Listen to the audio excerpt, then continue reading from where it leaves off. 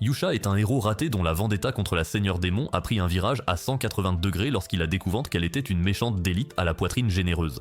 Grâce au pouvoir de ses énormes atouts, elle le convainc de la rejoindre en échange du droit de la toucher. Tout a commencé un soir où Yusha s'est précipité dans le château du démon, bien décidé à éliminer la Seigneur Démon d'un seul coup. Mais il s'est arrêté net lorsqu'il a vu une méchante de rang S nommée Mao, qui l'a accueilli en agitant ses énormes obus laitiers devant son visage. Lorsqu'elle s'est présentée comme le roi démon, il a protesté qu'il était impossible que le seigneur démon soit une femme, ce qui l'a poussé à expliquer qu'il ne s'agissait que d'un titre traditionnel dans leur clan, sans aucun rapport avec ce qu'ils avaient sous la ceinture. Pour prouver son identité, elle a essayé de lui montrer un blason situé entre ses melons, mais cela a fait surchauffer le cerveau du héros puceau, qui s'est aussitôt éloigné d'elle. Il s'est alors mis à jacasser qu'il allait la vaincre pour le bien de l'humanité, mais elle l'a pris de court en lui demandant de devenir son petit chien d'amour personnel. Yusha a immédiatement refusé son offre et a commencé à évoquer tous les différents villages que les démons avaient dévastés avant d'affirmer qu'il ne lui pardonnerait jamais. Cependant, Mao a rétorqué que les humains n'étaient pas mieux, puisqu'ils avaient aussi tué des démons, puis elle a déclaré à Yusha qu'elle l'aimait.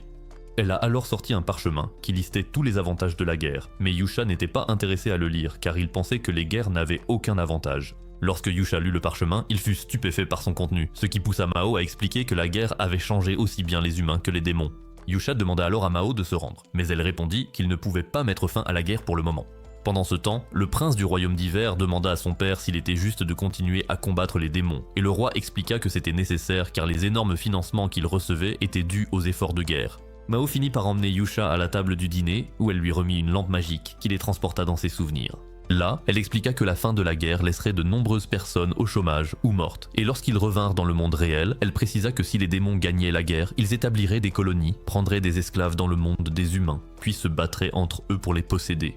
Lorsque Yusha affirma que cela n'arriverait pas, elle répondit que les humains feraient la même chose s'ils gagnaient la guerre. Il tenta de rétorquer que les humains ne feraient jamais cela, mais elle répondit que de nombreux mondes étaient déjà tombés de cette façon auparavant, utilisant la lampe pour les transporter vers une rivière dans ses rêves, où elle lui confia qu'elle avait toujours rêvé de voir un monde au-delà de la guerre.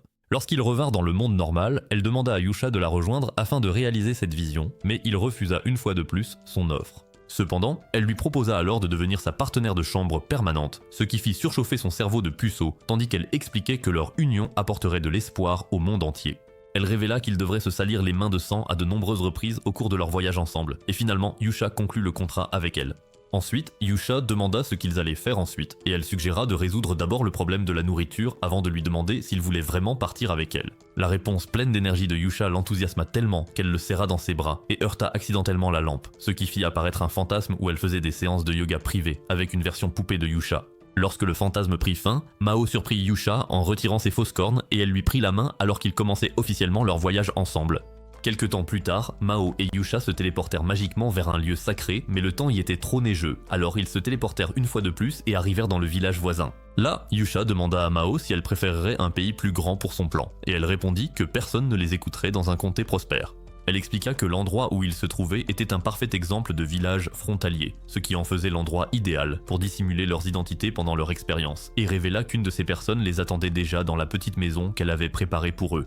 À ce moment-là, ils entendirent une servante nommée Shu appeler le nom de Mao et ils la suivirent jusqu'à un manoir où Mao la prévint de ne plus jamais crier son nom aussi fort. Mao présenta alors Shu à Yusha comme sa gouvernante en chef et Shu exprima sa joie en apprenant la nouvelle de l'union entre Mao et Yusha. Ils essayèrent d'expliquer qu'il ne s'agissait pas d'un mariage, mais plutôt d'un contrat jurant la possession mutuelle, comme des Pokémon, mais Shu affirma que c'était la même chose qu'un mariage. À l'intérieur du manoir, Mao expliqua à Yusha que Shu faisait partie de son clan et ajouta qu'elle était une experte dans l'art d'être une servante.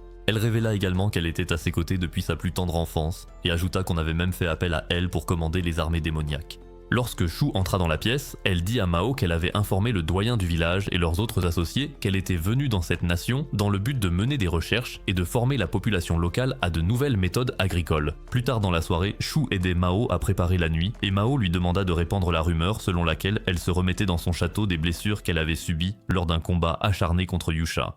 Elle affirma que cette rumeur leur donnerait environ 1 an de répit, mais supposa également que les vautours tapis au sein de son armée penseraient qu'il s'agit d'un complot et resteraient méfiants à leur égard. Elle décida alors de trouver quelque chose de nouveau dans l'année, et lorsque Shu lui demanda pourquoi elle devait le faire, elle répondit que c'était parce que sa maîtresse serait fâchée contre elle si elle ne le faisait pas. Tôt le lendemain matin, toutes les trois traversèrent la ferme ensemble, et Mao expliqua à Yusha qu'elle comptait utiliser une rotation culturale en 4 étapes sur les terres. Elle précisa que la rotation serait appliquée à chaque parcelle sur un cycle de 4 ans.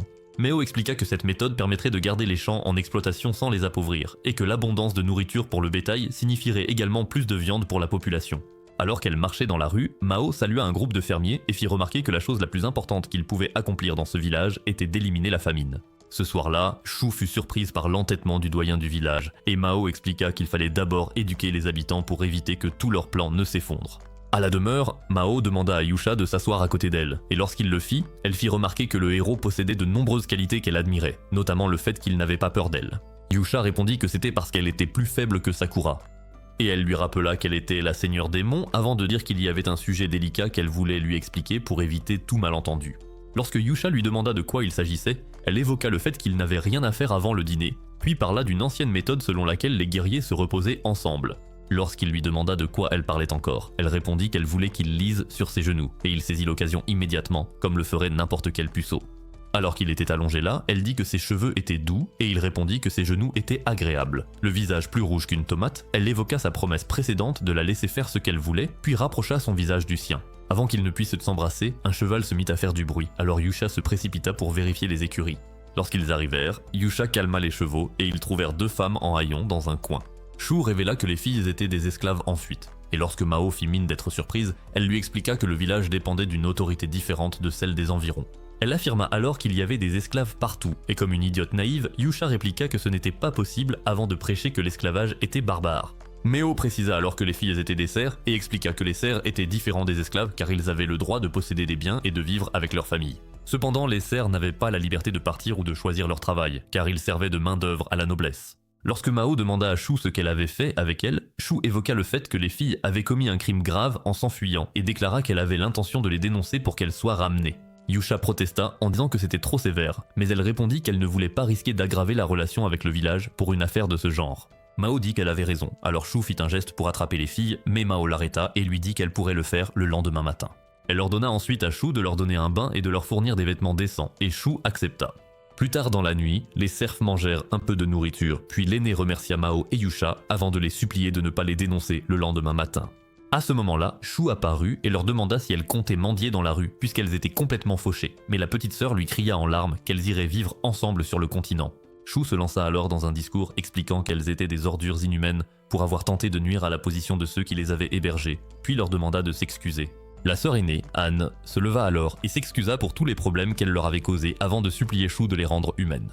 Shu leur donna ensuite des instructions sur la manière correcte de faire un geste lorsqu'on demande quelque chose, puis demanda à Mao si elle pouvait les engager comme domestiques. Lorsque Mao accepta, les filles les remercièrent puis se serrèrent l'une contre l'autre avec force. Le lendemain matin, Mao organisa une réunion stratégique où elle informa les officiers qu'il était important d'avoir un soutien économique, même en temps de guerre. Ensuite, elle raconta à Yusha que les humains avec qui elle avait eu une réunion se comportaient comme des animaux, puis ils se rendirent à la maison du doyen du village.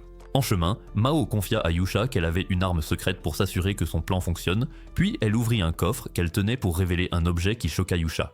Quelques jours plus tard, Yusha et Mao étaient ensemble à la ferme et furent impressionnés par la croissance des cultures en seulement 3 mois. À ce moment-là, quelques fermiers arrivèrent et commencèrent même à discuter de la façon de cuisiner les plantes. Meo dit qu'elle serait délicieuse avant de promettre d'organiser une fête avec le doyen lors de la récolte. Un peu plus tard, Mao et Yusha rentrèrent chez elle, et en voyant les sœurs domestiques tisser des liens avec des villageois devant le manoir, Mao fut ravi de constater que les filles s'intégraient bien.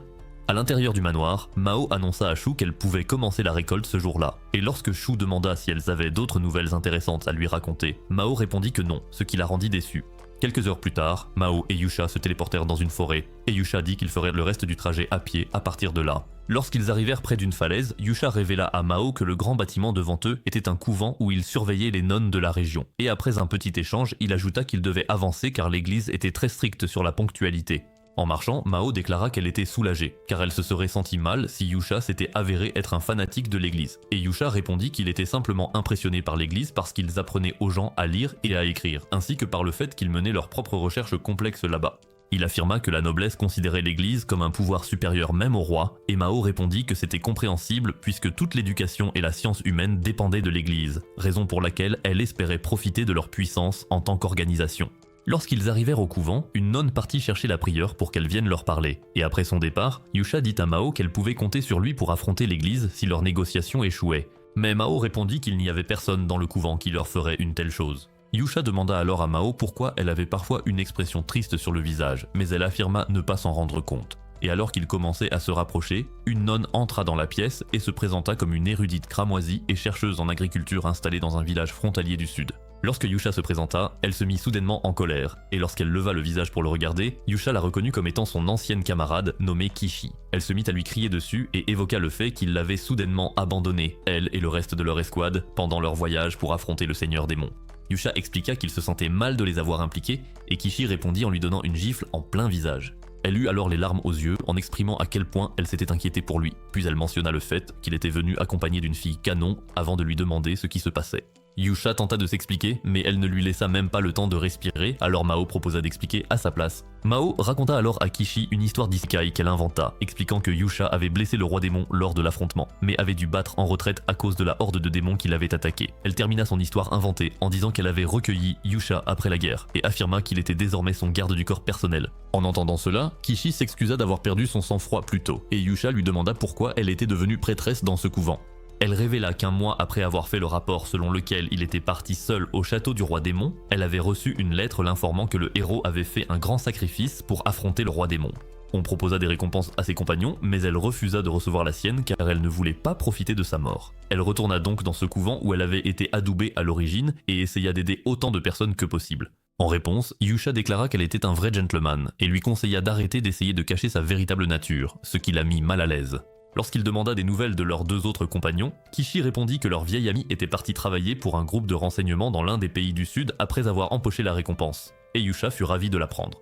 Lorsqu'il demanda des nouvelles de leur autre compagne, Mahu, qui était une vraie Gripsou, Kishi répondit qu'elle était partie seule sur le continent démoniaque pour chercher Yusha. En entendant cela, Yusha se leva de sa chaise en demandant à Kishi si elle avait essayé de l'en empêcher, et Kishi répondit qu'elle avait tenté de le faire mais sans succès. Yusha dit à Kishi qu'elle n'avait pas à se sentir coupable parce que tout était de sa faute, puis il la rassura en affirmant que Mao ne se laisserait pas faire sans se battre. Ensuite, ils passèrent aux choses sérieuses de la journée et Mao dévoila son arme secrète qui s'avéra être des pommes de terre que Kishi n'avait jamais vues auparavant. À ce moment-là, l'autre nonne arriva avec un repas chaud que Mao avait commandé pour elle, et lorsque Kishi y goûta, elle fut stupéfaite par la délicatesse du plat. Mao expliqua que les pommes de terre devenaient toxiques lorsqu'elles étaient exposées à la lumière du soleil, c'est pourquoi il fallait les conserver dans des endroits frais, puis elle révéla que la récolte d'une même surface donnait 3 fois plus que celle du blé. Kishi était ravi car ils allaient pouvoir sauver de nombreuses personnes affamées, mais elle déclara qu'ils ne pouvaient pas fournir d'aide financière pour le moment. Mao répondit qu'il n'en avait pas besoin, et qu'à la place, il souhaitait qu'elle établisse un couvent dans le village de Winter's Pass, où elle enseignerait aux villageois les méthodes agricoles les plus efficaces. Elle ajouta également qu'elle aimerait qu'ils construisent des couvents TNT dans les environs afin de diffuser davantage la connaissance de cette nouvelle méthode. Lorsque Kishi demanda à Mao ce qu'elle y gagnerait, celle-ci répondit que la disponibilité généralisée de la nourriture serait une étape solide vers la création d'un avenir sans guerre, dont elle rêve. Kishi accepta alors d'aider, et lorsqu'elle proposa de se rendre elle-même au village de Winter's Pass, Mao accepta. Alors que Mao et Yusha rentraient ensemble, elles parlèrent du général de glace qui sévissait dans les mers glacées du sud, un démon vraiment puissant. Mao évoqua également un puissant groupe de marchands appelé l'Alliance, qui avait le pouvoir de détrôner un roi s'il le souhaitait, et déclara qu'elle comptait les utiliser. Au même moment, 3 marchands de l'Alliance discutaient d'une boussole dorée qu'ils avaient trouvée, et l'un d'eux révéla qu'il l'avait obtenue d'un groupe appelé l'Érudit Cramoisi, qui vivait à Winter's Pass. Après une brève discussion, ils décidèrent qu'ils n'autoriseraient personne en dehors de l'Alliance à profiter de la boussole dorée. Ce soir-là, Mao montra à Yusha une armure spéciale et lui donna une liste de dirigeants en qui il pouvait avoir confiance avant d'évoquer le conseil de Shu qui lui avait dit d'être plus entreprenante avec lui. Elle tenta alors de l'embrasser, mais le héros vierge l'embrassa sur le front au lieu des lèvres avant de se téléporter avec l'armure. Quelques jours plus tard, Mao demanda à ses servantes s'il était vraiment nécessaire qu'elle se déguise en Barbie Mu. Et Shu répondit que c'était essentiel car elle allait rencontrer quelqu'un qui pourrait potentiellement devenir un partenaire commercial important pour elle. Imoto évoqua une lettre que cette personne lui avait envoyée, pensant qu'il s'agissait d'une lettre d'amour, mais Mao lui dit que ce n'en était absolument pas une. Shu ordonna alors à Han et Imoto de lui enfiler de force le costume. Ailleurs, Chi venait tout juste de mettre une raclée à un groupe de soldats qu'elle entraînait, puis elle leur ordonna de se relever. Shu, qui observait depuis la fenêtre, fit remarquer que c'était déjà l'été, et Mao répondit que les choses dans la cour n'allaient faire que s'échauffer davantage. Mao évoqua alors la façon dont Chi s'était comportée comme une folle furieuse à son arrivée au manoir, lorsqu'elle avait découvert que le héros n'était pas là. Dans la cour, Chi tendit une épée à l'un des idiots qu'elle entraînait, mais le gars n'eut même pas le temps de bouger qu'elle détruisit l'épée d'un seul coup. Pendant que les sœurs soubrettes habillaient Mao, Chu fit remarquer que Mao ne faisait plus attention à sa tenue depuis le départ de Yusha, mais Mao répondit que ce n'était pas le cas puisqu'il était simplement en voyage d'affaires. Shu répondit qu'il ne l'avait pas encore abandonnée, avant de lui dire qu'elle était jolie dans sa nouvelle tenue. Shu expliqua alors que bien paraître faisait partie de la négociation, et Mao demanda si sa tenue n'était pas trop voyante, puisqu'elle mettait complètement en valeur ses canons. Quand Shu lui demanda si elle avait honte de ses melons, elle affirma que tout le monde autour disait qu'ils étaient merveilleux, mais Shu la coupa en disant qu'ils n'étaient que des masses de chair inutiles si elle ne s'en servait pas pour être mère. Shu ajouta alors qu'elle n'aurait pas besoin de forces de sécurité puisqu'elle ne rencontrait que des marchands de l'Alliance, et non un noble ou un soldat, et affirma qu'elle était nerveuse à l'idée de ne pas pouvoir aider. Elle ajouta aussi qu'ils auraient de la chance si Yusha revenait à temps pour la réunion. Mais Mao répondit qu'il n'avait pas besoin de compter sur Yusha, car il pourrait simplement s'enfuir si les choses tournaient mal. Lorsque les 3 marchands arrivèrent, Shu informa Mao qu'il était temps de s'habiller, et révéla également qu'elle avait envoyé quelques fantômes terrifiants et fantômes nocturnes pour surveiller les champs. Quelques minutes plus tard, les marchands virent Mao dans sa tenue spéciale, et ils commencèrent immédiatement à essayer de la draguer. Lorsque Mao dit qu'elle s'attendait à les voir plus tôt, le chef des marchands s'excusa avant d'expliquer qu'ils avaient dû faire quelques préparatifs avant de venir dans la région. Ils s'assirent bientôt pour la réunion, et Mao leur montra du maïs en expliquant qu'il s'agissait d'une plante annuelle caractérisée par sa capacité à prospérer avec très peu d'eau. Elle révéla également qu'il fallait une température de 30 degrés pour qu'il germe, et le marchand aux 4 yeux déclara que c'était trop élevé. Mais elle répondit que c'était parfait pour les terres sauvages de la nation centrale qui n'étaient pas adaptées à la culture des plantes. Le marchand aux 4 yeux fit remarquer que la région était immense, et Mao répondit que cela pourrait être la plus grande affaire qu'ils aient jamais vue. Elle leur expliqua ensuite qu'ils avaient envoyé des hommes s'installer dans la nature vierge pour mener une opération de récolte à grande échelle, ce qui augmenterait la productivité des fermes bien plus que jamais auparavant. Elle affirma que les villages qu'ils découvriraient deviendraient un marché immense entièrement sous le contrôle de l'Alliance, et évoqua une multitude de produits différents qu'ils pourraient vendre au cours de cette opération. Ils comprirent qu'elle essayait de leur vendre une idée nouvelle, alors ils firent remarquer qu'ils pourraient poursuivre le plan sans elle une fois qu'ils en auraient les connaissances, et lui demandèrent ce qu'elle voulait en échange.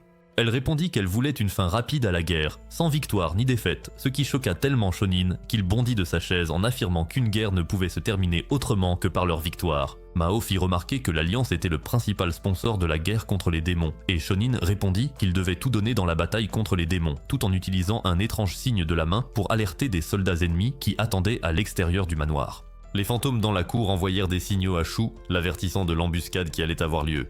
Et lorsque Shonin demanda à Mao si elle était une amie de l'Alliance, elle répondit qu'elle n'était qu'une simple partenaire commerciale. Shonin déclara alors que ses paroles étaient une trahison envers l'humanité et un blasphème contre l'Église, avant de souligner que ses yeux étaient rouges comme le sang. Lorsque Shonin lui demanda pourquoi elle pensait qu'il l'aiderait, elle répondit que c'était parce qu'ils avaient quelque chose en commun, ce qui fit éclater Shonin d'un rire fou. Meo déclara alors qu'elle accordait plus de valeur au contrat qu'à toute autre chose, et Shonen répondit qu'il en faisait de même avant d'accepter de conclure un contrat avec elle pour assurer leur avenir. Voyant cela, 4 yeux ordonna aux assassins à l'extérieur de se retirer, et lorsqu'ils quittèrent la cour, Shonin la félicita pour la détermination dont elle avait fait preuve avant de lui serrer la main. Ensuite, Shonin lui promit qu'il ferait bon usage de la boussole, et elle prononça quelques paroles inspirantes qui le firent rire avant qu'il ne lui propose de l'épouser. Le visage de Mao devint tout rouge, et il aggrava encore la situation en sortant le coup de charme ultime en lui embrassant la main avec élégance. Pendant ce temps, un vieux majordome nommé Yumehe retrouva le prince, qui l'informa que le couvent du lac améliorait ses outils agricoles et mettait en place des infrastructures éducatives dans leur nation. Il fit également remarquer qu'ils avaient construit un moulin avant et affirma que ces moulins pourraient améliorer leur situation alimentaire si leur utilisation se généralisait. Il suggéra alors de mettre fin à la guerre et de rejoindre le couvent, mais Yumehe répondit que le pays ne survivrait pas s'il faisait cela. Pendant ce temps, Shu remit à Mao tous les documents du contrat qu'elle venait de conclure avec l'Alliance, et épuisée par la paperasse, Mao fit remarquer qu'elle n'avait pas vu Yusha depuis 6 mois. Shu lui parla alors des aventures de Yusha, et la rassura en disant qu'il était bien trop un pauvre puceau pour séduire une autre fille canon pendant son voyage. Ensuite, elle se rendit à un cercueil où elle trouva Yusha caché, et elle lui demanda d'écrire une nouvelle lettre à Mao. Pendant qu'il écrivait la lettre, Shu lui demanda s'il évitait Mao, et quand il répondit oui, elle inventa quelques scénarios loufoques tout en lui demandant quel était le problème. Yusha expliqua que c'était parce que Mao n'avait besoin de lui pour rien, et parce qu'elle tenait tellement à lui qu'elle l'éloignait du champ de bataille. Il ajouta ensuite qu'il avait peur, et après avoir remis une lettre à Shu, celle-ci lui dit de ne pas oublier que tout ce qui le concernait, y compris ses sentiments, appartenait désormais à Mao. Le lendemain matin, les soldats idiots parlèrent à Chii d'une guerre imminente, et elle leur répondit qu'elle ne les laisserait jamais mourir. Ensuite, elle retrouva Han, qui lui dit qu'elle était une bien meilleure enseignante que Yusha, avant de lui parler de tout ce qu'elle avait accompli depuis qu'elle était devenue femme de chambre là-bas. Quand Han se souvint de son passé, elle lui demanda si elle était vraiment humaine. Un peu plus tard, Shonin informa ses camarades de l'Alliance qu'une guerre allait commencer et que la Sainte Capitale et l'Église avaient élaboré un plan pour reprendre l'île Aurora. Le marchand barbu répondit que la détermination de l'Église était inébranlable, car il savait qu'ils perdraient leur emprise sur le peuple sans un conflit avec les démons. Shonin affirma que la prochaine élection d'un nouveau pape était sûrement un facteur, et ajouta qu'ils allaient fabriquer davantage de boussoles et de navires de guerre. Il révéla également qu'il avait pris le contrôle des chantiers navals du pays de l'étain et affirma que, s'ils parvenaient à s'emparer de l'île Aurora, cela leur permettrait d'ouvrir de nouvelles routes commerciales vers l'ouest, ce qui rendrait le transport de leurs marchandises bien moins coûteux que par voie terrestre. Il mentionna aussi qu'on lui avait demandé de fournir une grande quantité de hareng de la mer du Sud, soit au moins 5 fois ses stocks actuels. Lorsque le marchand barbu lui demanda pourquoi, il répondit que c'était parce qu'il savait comment faire pousser du blé à partir de harengs, puis il affirma que Mao était sa maman nourricière. Le gros marchand barbu fit alors remarquer que le pouvoir changeait rapidement de main dans le sud et affirma que tout dépendait de l'issue de cette guerre.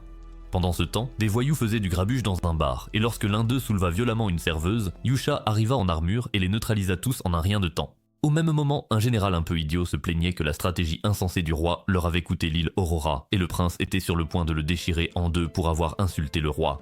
Mais le roi l'en empêcha. Le général un peu idiot se mit alors à se vanter qu'ils avaient 200 navires de guerre pour affronter les démons, mais le prince répliqua qu'ils allaient perdre la guerre avec un imbécile comme lui aux commandes. Au même moment, Yusha se trouvait avec une fille démon dans une pièce secrète, qui l'informa qu'il y avait 4 armées qui retournaient en ville à tour de rôle. Il demanda quelle était la différence entre l'armée à l'extérieur et celles à l'intérieur, et elle répondit que les soldats devenaient tellement turbulents à leur retour qu'ils commençaient à faire des choses terribles. Elle expliqua aussi que les forces à l'intérieur de la ville étaient de statut social plus élevé, et Yusha comprit que ces hommes maltraitaient les démons pendant leur séjour en ville. La fille répondit que c'était parce que les démons avaient perdu, et lorsque Yusha se leva, il demanda si c'était ainsi que le monde des démons finirait si les humains gagnaient la guerre. Il posa aussi la question inverse à propos des démons gagnant la guerre, et la fille interrompit ses réflexions pour lui dire que les gens de la forteresse de l'Est ne faisaient rien de mal, c'est pourquoi les démons fuyaient généralement vers l'Est. Yusha dit que c'était une bonne information, mais pas suffisante, puis il commença à se demander ce que Mao lui demanderait de faire dans cette situation. Quelques heures plus tard, Yusha et la fille démon arrivèrent dans un temple en ruine où elle lui demanda pourquoi il était le chevalier du roi démon alors qu'il était humain. Yusha lui répondit qu'il appartenait à Mao, ce qui amena la fille à supposer qu'il avait perdu contre le seigneur démon, et soudain, ils entendirent le bruit d'un démon dans les environs. Lorsqu'ils avancèrent, ils virent un vieux démon proférer des malédictions contre l'humanité, et la fille se couvrit les oreilles pour ne pas entendre ces paroles brutales. Yusha lui expliqua alors qu'il n'appartenait pas au roi démon parce qu'il l'avait perdu, puis affirma qu'il était la preuve que la victoire ne donnait à personne le droit de faire ce qu'il voulait.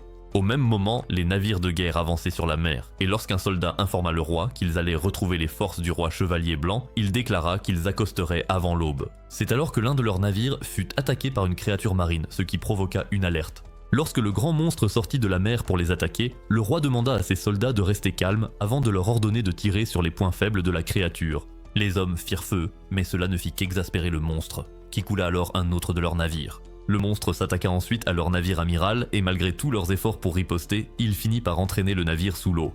Lorsque le prince informa le roi chevalier blanc et sa reine que le roi était mort, elle le traita d'incapable, ce qui poussa le chevalier du prince à leur crier dessus pour leur manque de sensibilité. Le prince déclara alors que la mort du roi ne le dérangeait pas, car il était mort en défendant ses convictions, mais il affirma ensuite que c'était l'échec de ses anciens à anticiper qui avait coûté la vie à 6000 soldats. Le roi chevalier blanc répondit qu'il assumerait la responsabilité et évoqua le fait que le prince recevait des soins du couvent du lac, ce qu'il gardait pour lui. Il l'accusa également d'avoir reçu une grosse somme d'argent de l'Alliance, et le prince admit qu'ils avaient appris de nouvelles méthodes agricoles grâce à eux, ce qui poussa le roi de l'hiver à le traiter de cupide pour avoir demandé une aide financière à son royaume. Le prince promit alors de mettre en œuvre un second plan pour reprendre l'île d'Arara, et déclara qu'il ramènerait aux nations du Sud une petite part de la lumière que le héros avait fait briller sur elle. Par la suite, il retrouva Yumie à l'extérieur et lui demanda d'envoyer un messager à quelqu'un pour l'informer qu'ils avaient besoin d'un commandant pour la bataille à venir. À la demeure, Kashi informa Mao qu'il était temps pour elle de partir, et Mao exprima à quel point elle se sentait coupable d'avoir menti à tout le monde avant d'avouer qu'elle était le roi démon. Kishi dégaina alors son épée, mais dit contre toute attente que ses péchés étaient pardonnés avant de lui demander si elle pensait qu'être le seigneur démon était un péché. Lorsque Mao répondit non, elle rengaina son épée et déclara qu'il n'y avait aucun problème, reprenant ainsi les mots que Yusha lui avait dit lorsqu'il l'avait supplié de ne pas tuer Mao parce qu'elle était le roi démon, plus tôt. Kishi proposa alors de devenir son ami, et Mao lui serra la main en signe d'accord. Bien plus tard, Imoto et Han offrirent à Mao et Shu des cadeaux pour le festival du Nouvel An, et Mao dit qu'elle n'avait rien à leur donner en retour. Mais Han répondit que ce n'était pas grave à cause de toute la gentillesse qu'elle leur avait montrée. Ce soir-là, Mao était allongée sur son lit en serrant dans ses bras la poupée de Yusha qu'elle avait, lorsque le véritable Yusha fit une entrée surprise à son chevet. Elle se mit soudain à le frapper avec la poupée tout en lui demandant pourquoi il n'était pas venu la voir durant l'année écoulée, et il expliqua qu'il avait été trop occupé par les missions qu'elle lui avait confiées. Ils eurent alors une petite dispute amoureuse, qui fut interrompue lorsqu'ils aperçurent des couples en train de danser sur Romantic Times en bas. Yusha prononça alors quelques mots romantiques à Mao, ce qui la calma avant de la transporter en bas, où ils dansèrent ensemble. Elle proposa alors de l'embrasser en récompense de ses efforts, mais avant qu'ils ne puissent s'embrasser, la musique s'arrêta. Ensuite, Yusha s'habilla de son armure et lui parla de ses projets pour reprendre la ville de Gateway avant de se téléporter. Quelques jours plus tard, Anne demanda à Mao des informations sur des armes qu'elle appelait des flèches enflammées, et Mao expliqua qu'il s'agissait de flèches qui répandaient des flammes lorsqu'elles touchaient leur cible. Elle révéla également que cela utilisait du naft et que c'était efficace pour des attaques sur de larges zones. Anne demanda alors pourquoi les guerres existaient et pourquoi elles ne prenaient pas fin, et Mao répondit que c'était des questions difficiles, car elle se les posait aussi. Mao expliqua ensuite que les guerres étaient un type de conflit à grande échelle qui survenait lorsque deux parties s'affrontaient, et en même temps, certains soldats observaient depuis leur base en anticipant une attaque surprise contre eux. Mao alla même plus loin en disant que les conflits survenaient lorsque des individus différents se rencontraient. Mais Anne répliqua que les guerres ne commençaient pas simplement à cause de rencontres aléatoires entre personnes, et affirma que les gens pouvaient devenir amis après s'être rencontrés. Mao répondit alors que les conflits étaient simplement une autre des merveilleuses façons dont les gens pouvaient interagir, mais Anne dit qu'elle ne pouvait pas croire cela, ce qui poussa Mao à préciser que tout conflit n'est pas une guerre. Anne demanda de nouveau pourquoi les guerres existaient, et elle répondit que c'était nécessaire à leur développement. À ce moment-là, Imoto arriva pour les informer que la calèche était prête, et lorsqu'elle demanda à Mao où elle se rendait, celle-ci montra une île isolée sur la carte. Quand Anne demanda si elle allait rencontrer Yusha là-bas, elle montra un endroit très éloigné de l'île où elle affirma que le héros se trouvait actuellement. Pendant ce temps, certains chevaliers de la Sainte Croisade furent attaqués à l'aide d'une malédiction de Slim, et Yusha, qui leur avait lancé le sort, entra lentement en scène, ressemblant à un chevalier noir de pacotille, tout en se moquant d'eux pour être de pitoyables excuses de soldats. Les soldats réalisèrent qu'il était le chevalier mort dont ils avaient entendu des rumeurs, alors ils prirent rapidement la fuite. Après leur départ, les compétences flottantes autour de lui se transformèrent en fées, et Yusha leur demanda de continuer à effrayer les soldats avec leurs illusions, ce qu'elles s'empressèrent de faire. Après leur départ, Yusha fit appel à une créature oiseau nommée Grive du Cauchemar, et lorsqu'elle arriva, il lui demanda d'ouvrir un corridor onirique vers le quartier général de la Croisade et de donner aux soldats des cauchemars terrifiants chaque nuit. Ailleurs, Kishi se trouvait avec l'armée, et lorsqu'un des soldats l'appela général, elle répondit qu'il ne devrait pas l'appeler ainsi car il ne s'agissait que d'un commandement temporaire. Au même moment, un chevalier commandant de la croisade se réveilla après avoir fait un cauchemar terrifiant, et on l'informa que le chevalier mort était de nouveau à l'attaque. Il ordonna à son soldat de le tuer, mais le soldat répondit que c'était impossible car beaucoup de leurs hommes étaient tellement effrayés par les démons qu'ils suppliaient de rentrer chez eux. Le commandant lui dit alors de les retenir avec du vin, de l'argent et des filles démons, et le soldat essaya d'expliquer que ça n'allait pas fonctionner mais il le fit fuir en lançant une bouteille de vin contre le mur. Ailleurs, Mao se rendit à la base du soldat de l'hiver pour rencontrer son prince, et dès qu'elle entra dans la pièce, Yumihei lui demanda de s'arrêter à la porte, ce qui fit craindre à Kishi qu'il ait perçu son aura démoniaque. Yumi s'approcha alors d'elle et demanda à examiner ses usines à lait avant que Kishi ne brise une cruche de vin sur la tête du vieux bouffon. Le prince se présenta comme le nouveau roi du pays de l'hiver, et Mao se présenta simplement comme la savante écarlate, ce qui le poussa à la remercier pour tout ce qu'elle avait fait pour son pays. Mao lui demanda alors s'il était nécessaire de reprendre l'île Aurora à ce moment-là, et il répondit que c'était pour retrouver leur fierté, ainsi que pour ouvrir plusieurs routes commerciales qui les libéreraient de l'asservissement aux organisations des nations centrales. Mao annonça alors qu'elle avait un cadeau pour eux.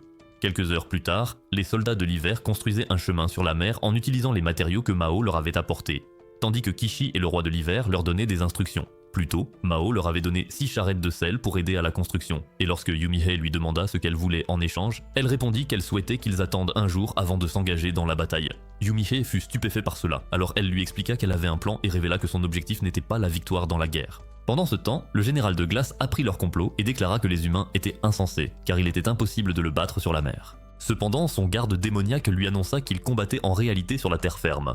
Et à ce moment-là, Kishi menait déjà un bataillon de chevaliers sur la route nouvellement construite vers l'île d'Aurora. Elle ordonna aux soldats de battre en retraite tout en attaquant s'ils voyaient des démons, puis d'attendre les renforts. Les soldats commencèrent alors à attaquer les démons sur la côte, mais ils furent bientôt de nouveau pris en embuscade par la créature marine. Les soldats repoussèrent les créatures marines, mais d'autres démons aquatiques apparurent rapidement et commencèrent à les anéantir.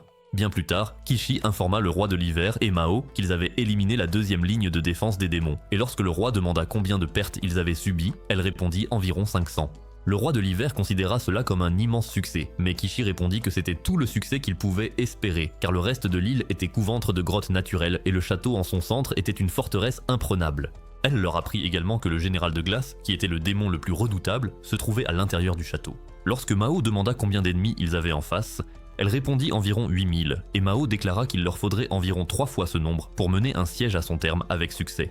Le roi de l'hiver fit remarquer qu'ils avaient environ 12 000 soldats de leur côté, ce qui ne représentait pas le double, et juste avant que Mao ne puisse exposer son nouveau plan, un soldat vint les informer qu'une immense armée de plus de 10 000 hommes s'approchait d'eux. Le roi de l'hiver pensa qu'il s'agissait de renforts des démons, mais Mao expliqua qu'il s'agissait de soldats qu'elle avait obtenus de la ville de la Porte dans le cadre de son plan. À la ville de la Porte, le commandant reconnut qu'il avait perdu tous ses soldats et il décida de faire de la ville un lieu où démons et humains pourraient se rassembler. De retour à la base d'hiver, un soldat rapporta bientôt que l'armée des démons était sur le point de franchir la porte, et c'est alors que Yucha fit son apparition dans la pièce. Avant qu'ils ne puissent vraiment rattraper Mao, ils entendirent des vibrations provenant de l'attaque du général de glace et Yucha proposa d'aller le combattre, mais Kishi déclara qu'elle voulait l'affronter elle-même. Alors que le général de glace s'apprêtait à écraser brutalement l'un des soldats de l'hiver, elle intercepta son attaque et esquiva plusieurs autres de ses assauts avant d'utiliser son Bankai pour renvoyer son attaque de glace contre lui. Le général de glace brisa la glace et l'attaqua de nouveau, mais elle esquiva l'attaque et l'acheva d'un coup brutal à la tête. Voyant que le général de glace avait été tué, les soldats de l'hiver célébrèrent et Yucha serra Mao dans ses bras alors qu'ils observaient la scène depuis la touche. Ce soir-là, le roi de l'hiver organisa une fête pour célébrer la reconquête de l'île Aurora, et pendant la fête, Yumihei passa un moment complice avec Yucha avant de lui souhaiter la bienvenue à nouveau. De retour au manoir, Anne remplissait son journal intime pendant que Mao et Yucha se détendaient ensemble dans la cour, et Kishi interrompit leur moment romantique en lançant un sanglier qu'elle avait attrapé à cet étage. Après l'ascension du roi de l'hiver sur le trône, de nombreux réfugiés et serfs libérés de leur maître se portèrent volontaires pour rejoindre l'armée. Le roi cherchait désormais à mettre fin à la corruption afin de diriger l'économie dans la bonne direction, et la nation dans son ensemble était un endroit plus heureux. Un peu plus tard au château, Kishi et Yucha faisaient un combat d'entraînement, et il ne fallut pas longtemps avant que Yucha commence à utiliser une technique de vitesse surpuissante pour fuser sur le champ de bataille. Kishi essaya de protester en disant que ce n'était pas juste, mais Yucha la traita de perdante pleurnicharde, ce qui l'énerva tellement qu'elle le rattrapa en plein milieu de son mouvement. Yucha la complimenta en disant qu'elle s'était améliorée, et Kishi répondit qu'elle devait tout donner parce qu'elle se battait contre lui. Ensuite, Yucha aida Kishi à utiliser le dispositif de pompage pendant qu'elle prenait son bain, et il félicita Mao d'avoir eu une idée aussi brillante. Quand Kishi lui demanda de puiser encore un peu d'eau pour elle, il fit remarquer qu'il était lui aussi en sueur, alors elle le laissa passer à son tour.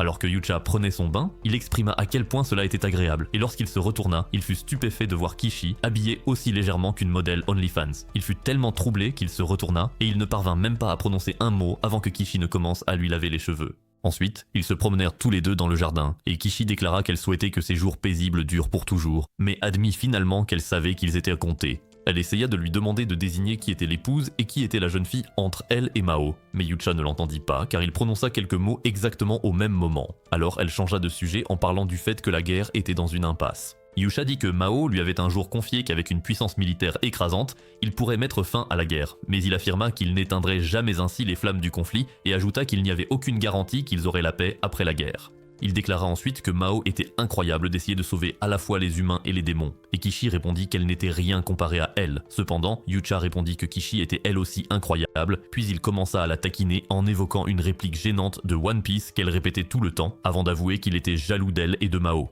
Quelques minutes plus tard, Yucha retourna à l'intérieur du manoir où Imoto lui tendit une boisson orange qu'elle avait préparée, et Mao lui dit qu'elle avait meilleur goût que le Fanta avant de lui demander d'y goûter. Quand Yucha l'a bu, il fut instantanément impressionné par son goût exceptionnel et Mao expliqua qu'elle avait parlé à Imoto de la source gazeuse qu'elle avait utilisée pour préparer cette boisson.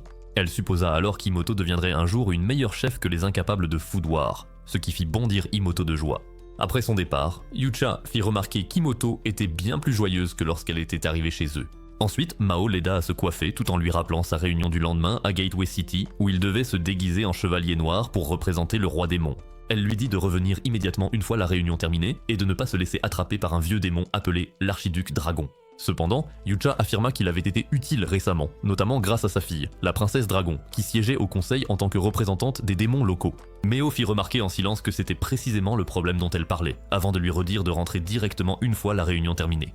Yucha mentionna alors un festival qui se déroulait sur la rue principale organisé par le général de l'Est et expliqua qu'ils allaient apporter de la nourriture coûteuse et des musiciens pour célébrer l'union des humains et des démons dans la ville.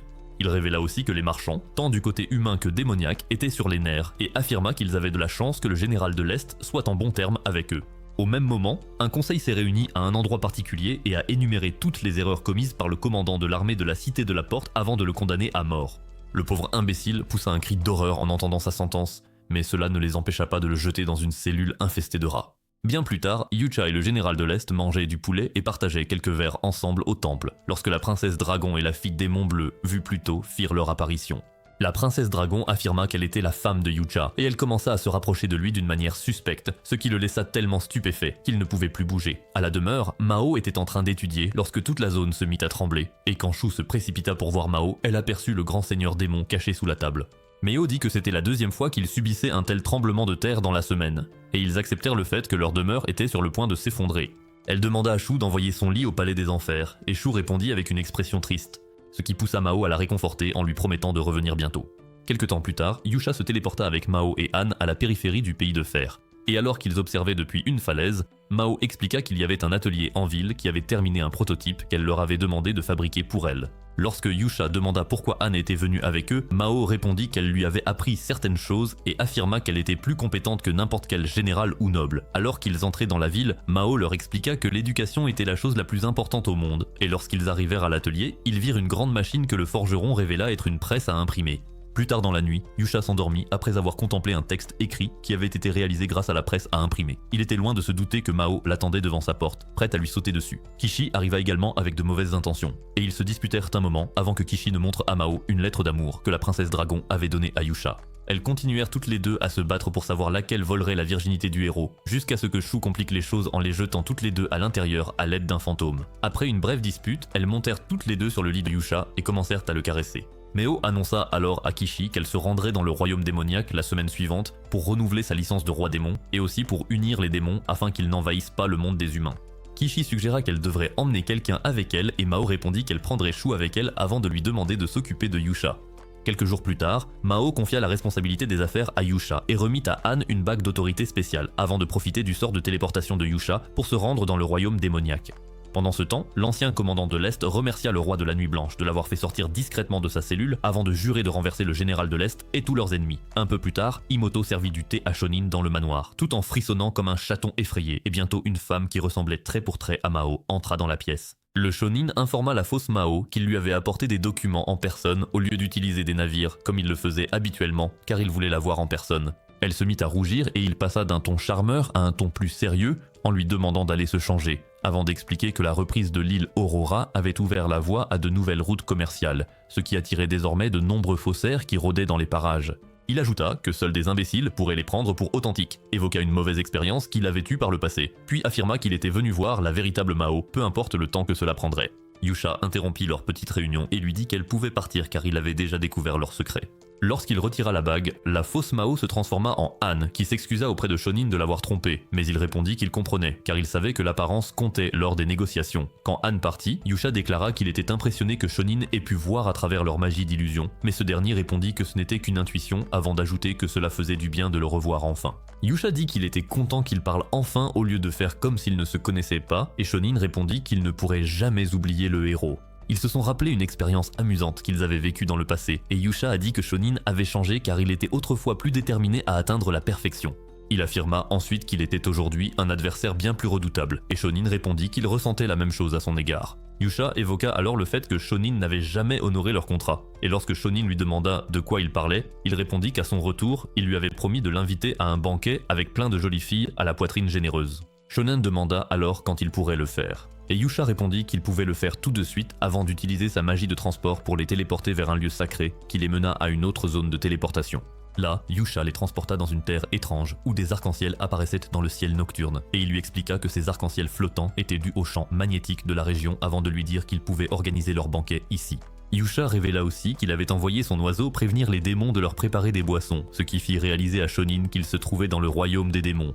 Yusha ajouta alors qu'il avait décidé de lui faire confiance à cause de ses paroles et que c'était la raison pour laquelle il l'avait amené voir Mao. Yusha révéla ensuite que Mao était un démon et lui expliqua que Gateway City, qu'ils observaient, abritait autrefois des milliers de soldats. Shonin demanda s'il s'agissait de la ville que les démons avaient reprise après la fuite du commandant, mais Yusha répondit que ces rumeurs étaient fausses car les marchands humains y vivaient toujours.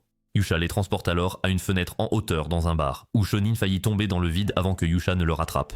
Yusha révéla qu'il n'était pas encore assez sûr pour qu'un contrat soit rétabli avec le monde humain malgré la paix, et Shonin remarqua certains marchands qui faisaient partie de son alliance. Yusha le ramena à l'intérieur et révéla que Gateway City était le seul endroit où humains et démons coexistaient.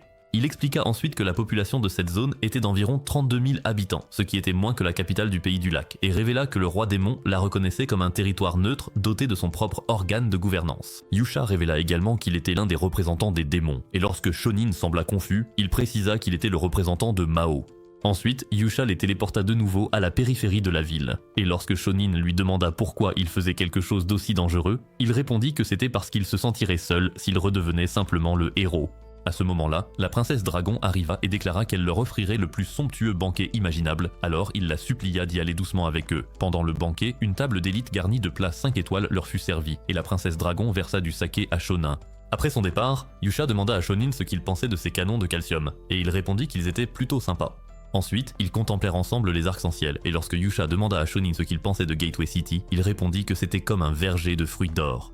Yusha proposa alors de la lui vendre grâce à son autorité, et lorsque Shonin lui demanda ce qu'il obtiendrait en échange, Yusha répondit qu'il voulait qu'il lui fasse découvrir les plaisirs que l'on ressent en apprenant le monde du profit et de la perte. Pendant ce temps, Mao retrouva Shu au château du démon, et ensemble, ils entrèrent dans une salle sacrée qui menait à la chambre où reposaient les anciens seigneurs démons. Devant la porte, Mao fit promettre à Shu de la tuer si elle revenait sous une autre forme qu'elle-même, puis Mao entra pendant que Shu la regardait avec une expression inquiète sur le visage.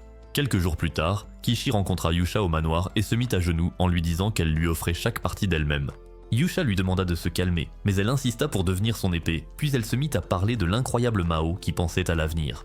Elle s'enfonça encore plus dans son admiration en affirmant qu'elle voulait qu'il soit son maître pour toujours, et lorsque Yusha lui demanda si elle était sûre de sa décision, elle se mit à pleurer en disant qu'elle ne voulait plus jamais qu'il la quitte. Yusha sortit alors son épée de son fourreau et la douba officiellement. Ensuite, elle lui dit qu'elle lui appartenait désormais entièrement. Et Yusha demanda aussitôt s'il pouvait s'éloigner un moment du contact, mais elle lui adressa un sourire qui lui fit comprendre qu'il n'avait aucune chance. Un peu plus tard, Anne et Imoto rencontrèrent des fermiers qui exprimèrent leur gratitude envers Mao et la gouvernante en chef pour tout ce qu'elles avaient fait pour eux. Au château, le roi de l'hiver fut stupéfait lorsqu'un serviteur de l'église lui donna l'ordre de mobiliser son armée pour une nouvelle guerre, et lorsque Shonin l'apprit, il supposa que c'était à cause des élections à venir. À la demeure, tout le monde s'amusait quand un messager, accompagné du roi de l'hiver et de Yumehei, vint frapper à leur porte. Le roi de l'hiver et Yumehei révélèrent que les enseignements de Mao sur l'agriculture étaient qualifiés de maléfiques parce qu'elle excluait l'église et ils exigeaient qu'elle soit remise aux autorités. Yumehei proposa alors d'utiliser l'illusion puisque Mao n'était pas là, mais Yusha refusa et déclara qu'il s'en occuperait lui-même. Kishi proposa de l'accompagner, mais il lui dit qu'elle avait quelque chose à protéger ici même.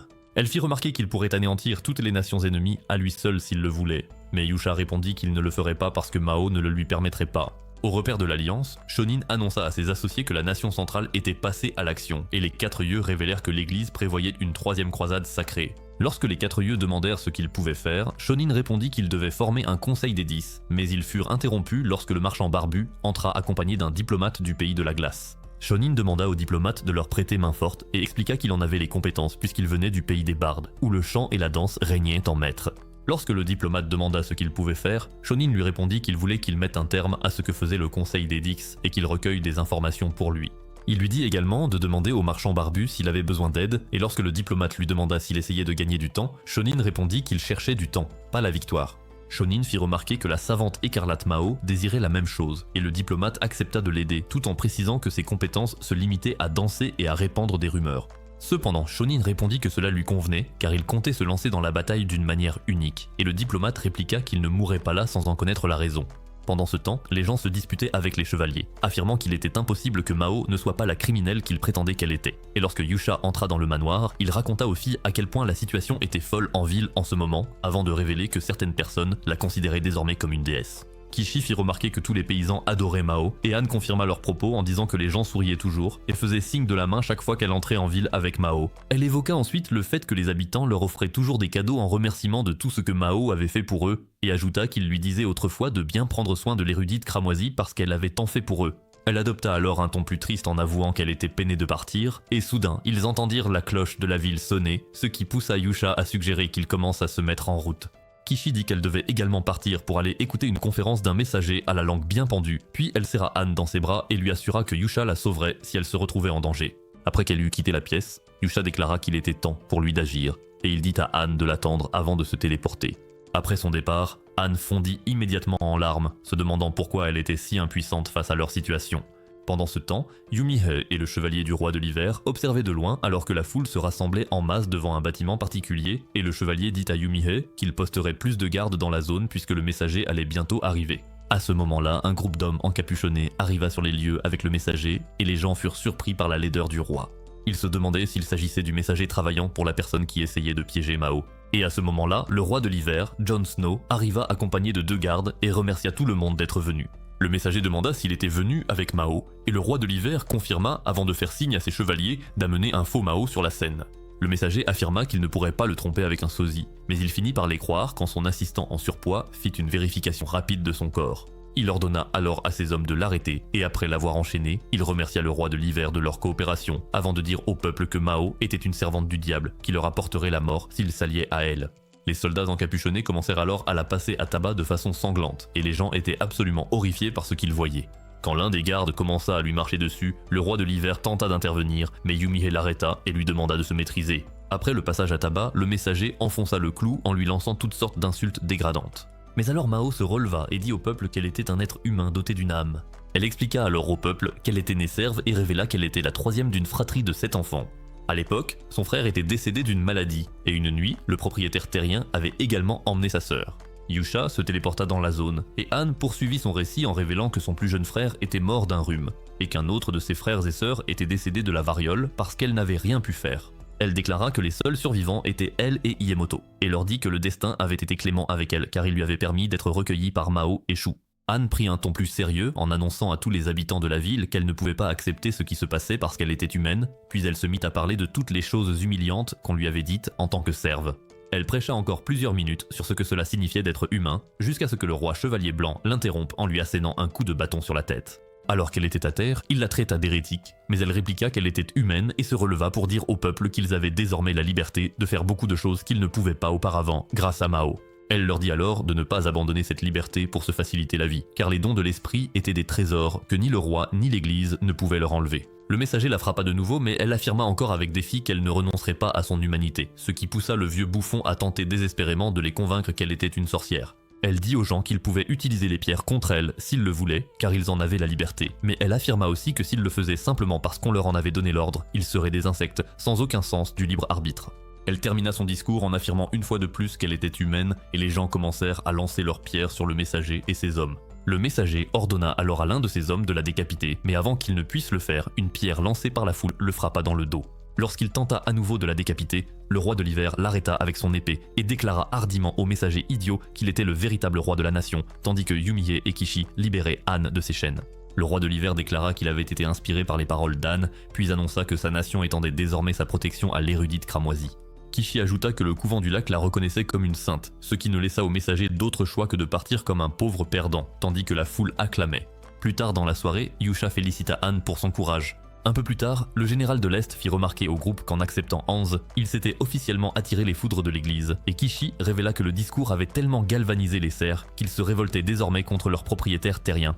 Le roi de l'hiver déclara que c'était là le problème, car son discours avait déclenché des changements radicaux dans les nations du Sud, et puisque le peuple aspirait à la liberté, il se demandait comment les familles royales devaient réagir. La reine suggéra d'affranchir les serfs afin de soutenir le peuple, et le roi de l'hiver fit remarquer qu'ils avaient assez de nourriture pour nourrir 2 fois leur population grâce aux pommes de terre. Le général de l'Est demanda alors si cela constituerait un acte de défi envers les nations centrales, ce qui pourrait mener à une guerre capable de détruire la nation, mais un autre noble répondit qu'il doutait qu'il lance une attaque immédiate.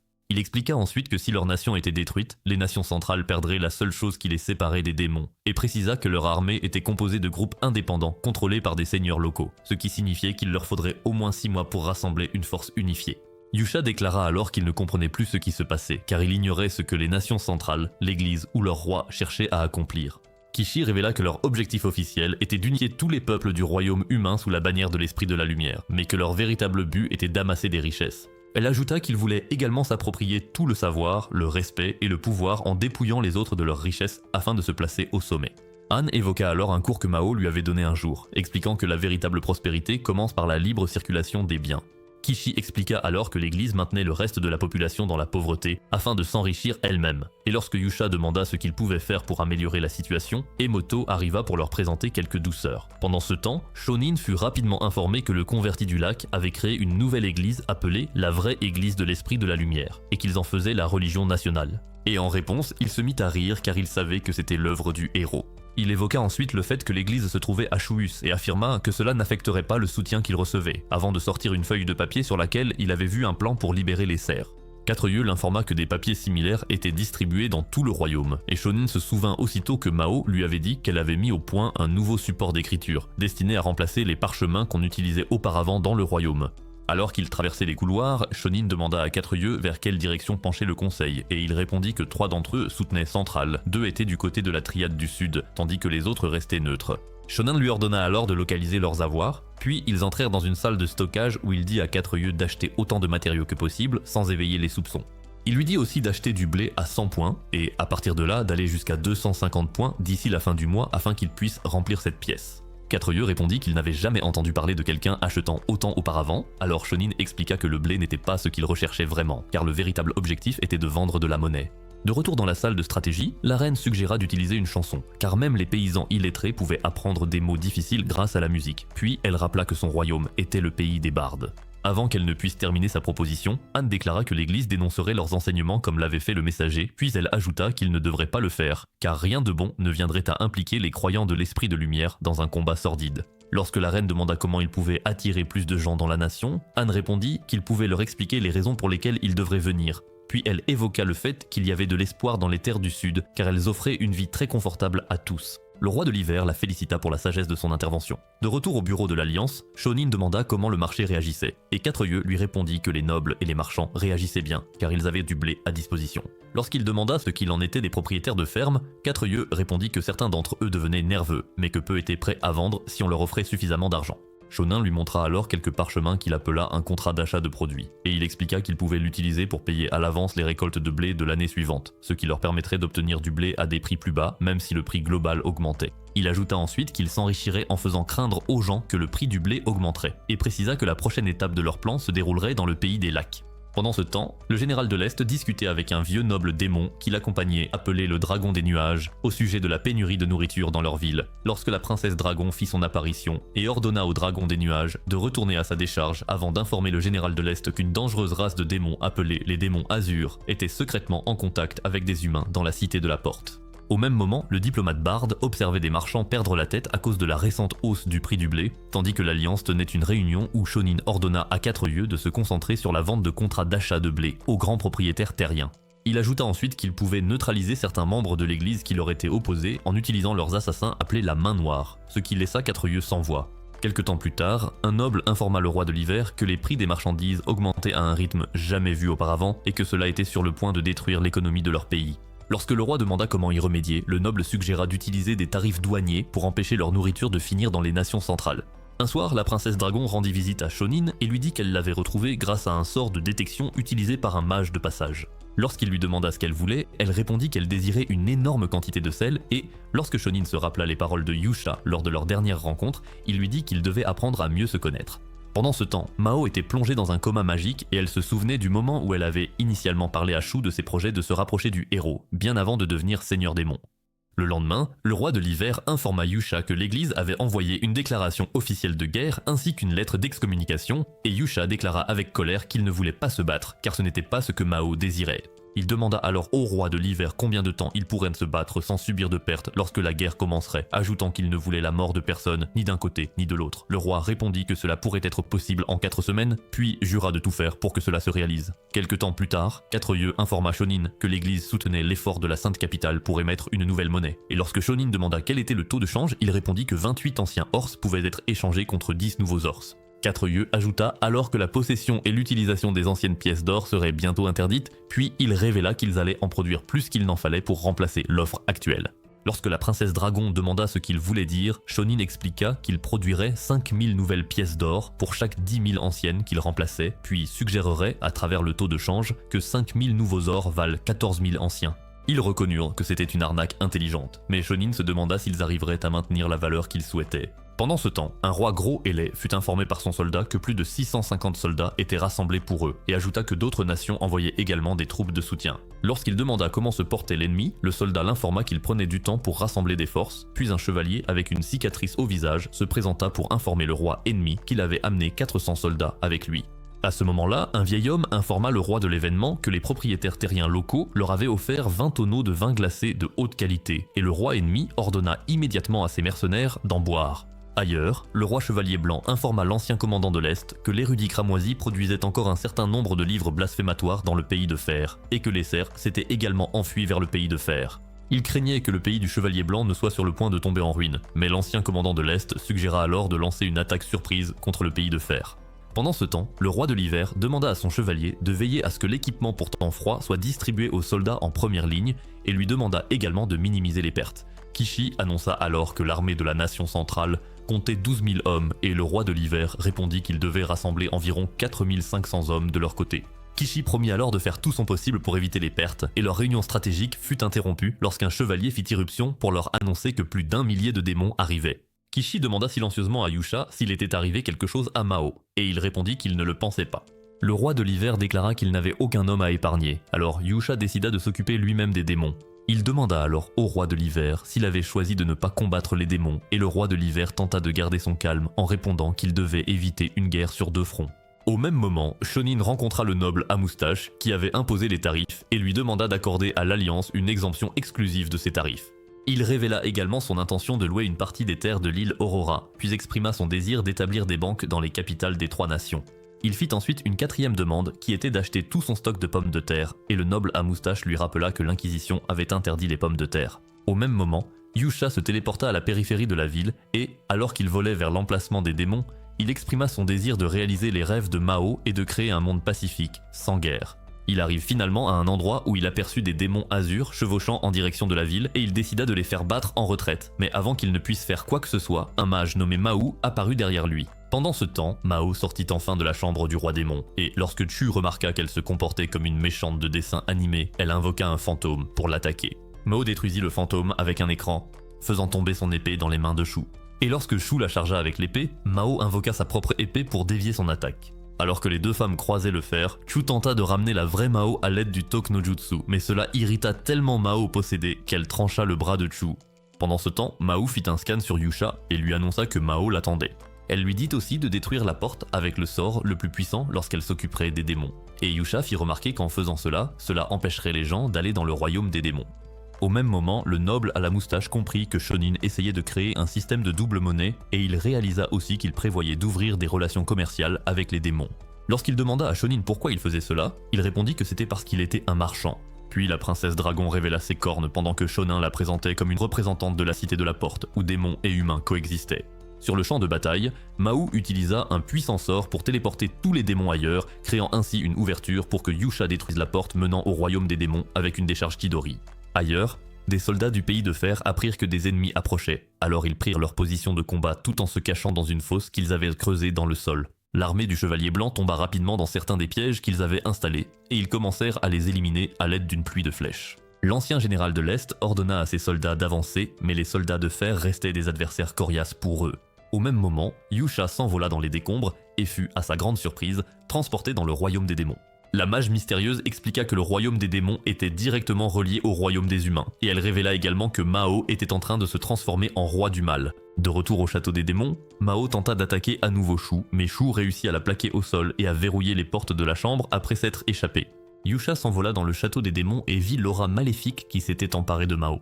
Il fit une entrée spectaculaire en défonçant la porte de la chambre, et lorsque Mao invoqua une faux géante pour l'affronter, Chu expliqua qu'elle avait été corrompue par les esprits maléfiques des anciens rois démons.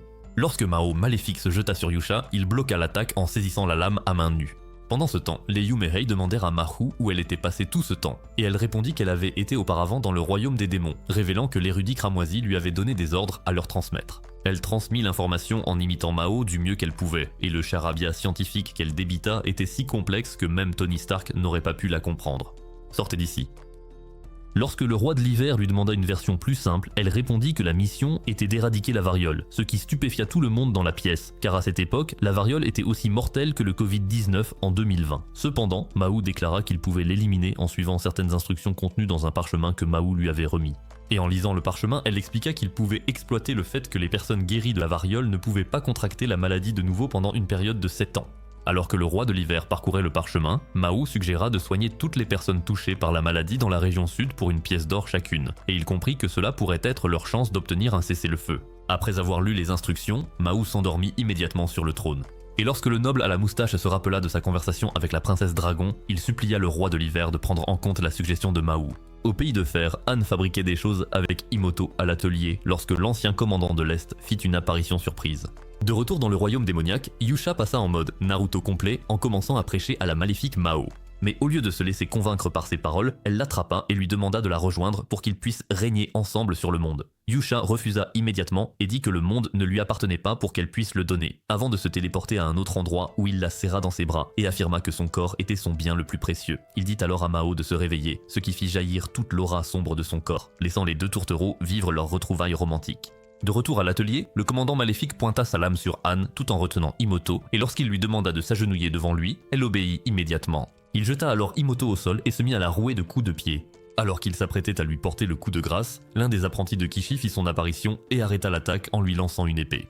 Pendant ce temps, Yusha a rattaché le bras de Shu et a proposé de raconter à Mao tout ce qu'elle avait manqué depuis son absence. Au même moment, quelques soldats dînaient ensemble, et leur commandant révéla que la raison pour laquelle les nobles avaient déclenché une guerre contre la triade du Sud était liée à la nourriture. Lorsqu'un soldat a demandé pourquoi il n'attaquait pas, il a révélé qu'il se disputait pour savoir qui recevrait les territoires du Sud une fois qu'ils seraient tombés. Et il a également dit que le grand prêtre récemment arrivé les aiderait à régler la situation.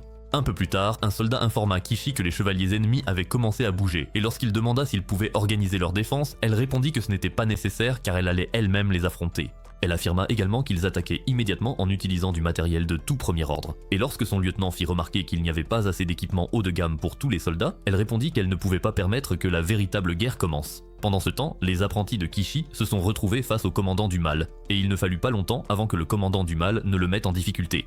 Lorsqu'il tenta d'asséner le coup final, l'apprenti bloqua l'attaque à l'aide de flèches en acier qu'il avait attachées à son poignet.